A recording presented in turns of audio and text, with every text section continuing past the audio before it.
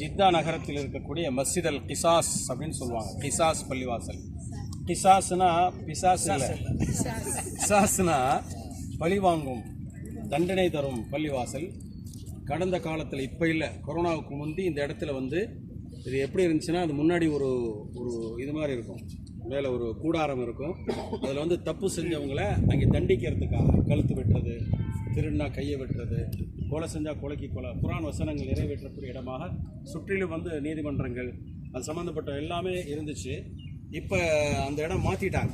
சரியா இருந்துச்சு முதல்ல கிசாஸ் பள்ளிவாசல் அப்படின்னு சொல்லுவாங்க. அந்த பள்ளிவாசலுக்கு பொதுவாகவே சட்டங்கள் சரியாக நிறைவேற்றப்படக்கூடிய நாடுகளில் சவுதி அரசாங்கம் உண்டு. சவுதி அரேபியா அரசாங்கத்தில் அப்படி இப்போவும் அந்த இது சட்டங்கள் இருக்குது. சரியா கொலைக்கு கொலை, திருடினா கை வெட்டுறது கேள்விப்பட்டிருப்பீங்களா எல்லாம். இங்கெல்லாம் வந்து ஈஸியாக திருடிட்டு போயிட முடியாது. ஆள் மாட்டினாங்கன்னா முடிஞ்சு கதை. கடந்த காலங்களில் நம்ம வந்து ஹரம்லாம் நிறைய திருடு மாதிரியான சம்பவங்கள் நடந்திருக்கு, திருடு நடந்திருக்கு. எந்த இறக்கமும் பட மாட்டாங்க, யாரும் அவங்களுக்கு ரெக்கமெண்டேஷன் வர மாட்டாங்க, எந்த மாதிரியானவைகளும் செய்ய மாட்டாங்க.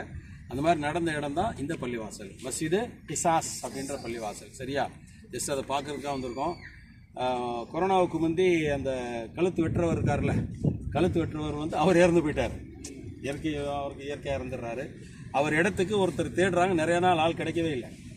ஆனால் கொலை பண்ணுற வேலையில் அப்படி ஆள் கிடைக்கல. அவர் நிறைய சம்பளம் கொடுத்து பிடிச்சதாக செய்தி அது வெளியே வந்துச்சு. இது அப்படி ஒரு செய்தி.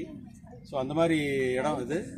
இப்போ வந்து நம்ம யாராவது காட்டுங்கன்னு சொல்லி டெமோ பண்ணவும் சொல்ல முடியாது. நாங்கள் பார்க்கணும், யாராவது கிசாஸ் பண்ணுறது பார்க்கணுன்னாக்கா டெமோ பண்ணலாம் முடியாது. இங்கே நடந்துச்சு, அவ்வளோதான். இப்போ அந்த இடங்கள் மாற்றி வச்சுருக்குறாங்க. புரியுதுங்களா?